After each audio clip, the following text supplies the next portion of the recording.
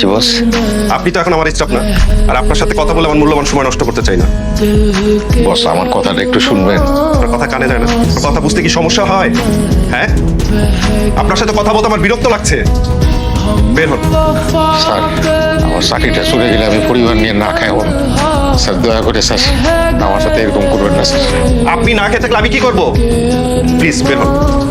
Sir sir আমার সাথে এরকম করবেন না স্যার। সব হারাই এখন আমি একটু অসুস্থ হয়ে পড়ছিলাম, সেই জন্য অফিস আসতে পারি না। প্লিজ স্যার একটু দয়া করেন স্যার। আপনার আবেগের কথায় তো আর অফিস চলবে না। বেরোন। শোনেন, আপনার যদি কোনো দেনা পাওনা থাকে অ্যাকাউন্টস থেকে নিয়ে বিদায় হন। এই জামাল, রফিক সাহেবের কোনো দেনা পাওনা থাকলে তাকে দিয়ে বিদায় করো।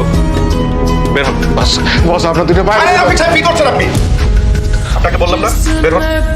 Get out! Get out of here!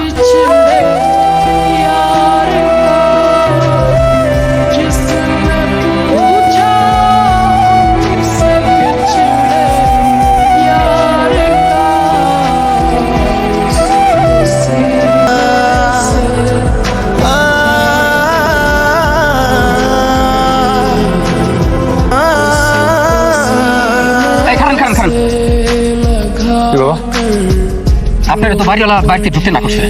কেন, কি সমস্যা? আপনার নামে নাকি মামলা হয়েছে, এর জন্য বাড়িওয়ালা ঢুকতে না করছে। আপনি চলে যান, কেউ দেখলে আমার চাকরি চলে যাবো। কি বলো তুমি? আবার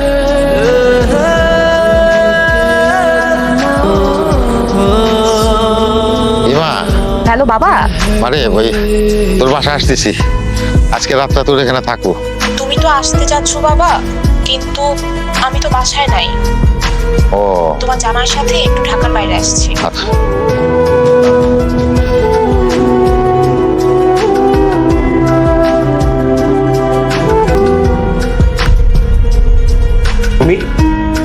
তুমি এখানে কেন আসছো? আর আমার বাসার ঠিকানা পাইছো কই? তোর বন্ধু হৃদয়ের কাছ থেকে নিছি। কেমন আছিস বাবা? এতদিন পর আমার বাসা এসে জানতে চাও আমি কেমন আছি।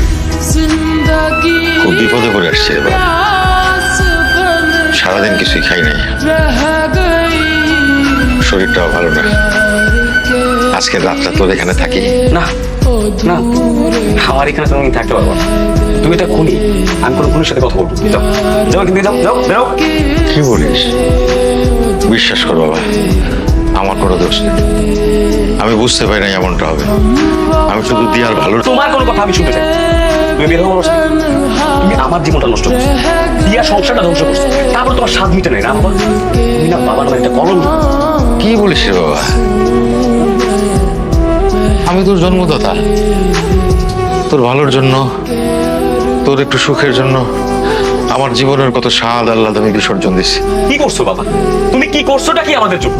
যখন যেটা চাইছি সেটা পাই না, সবসময় অভাব নামে একটা নাটক বানায় রাখছো। তুমি এটা অযোগ্য বাবা। আমারে ভুল বুঝিস না বাবা। ভুল বোঝার মতো যোগ্যতা তোমার নাই বাবা। একটা ঘুষ করে মেরে বিয়ে করছে দেখে তুমি তোমার বাড়ি থেকে আমাকে বের করে দিচ্ছ। মনে আছে বাবা? এক কাপড়ে সেদিন বাসা থেকে বের করে দিচ্ছে। আর আজকে আসছো একজন মানুষকে খুন করে আমাকে বিপদে ফেলে। লজ্জা করে না? আমার না ভাবতেও লজ্জা লাগে। তোমার মতো একটা জঘন্য মানুষ আমার জন্মদাতা পিতা। সারা জীবন কি বলছো? সৎ ভাবে জীবনযাপন কর। আরে সৎ মানুষ, তোমার এই সততার জন্য না পুরো পরিবারটা ধ্বংস হয়েছে। তোমার কোনো জায়গা আমার বাড়িতে হবে না। যাও যাও এখান থেকে। আমি তোদের ভালো চাইতে গিয়ে খারাপ হয়ে গেলাম। ঠিক আছে, এই হাত জোর করে তোর কাছে ক্ষমা চাই। ভুল করেছিলাম। যাই। যাও, যেখানে খুশি সেখানে যাও। আমার বাড়িতে কোনোদিন আসবে না।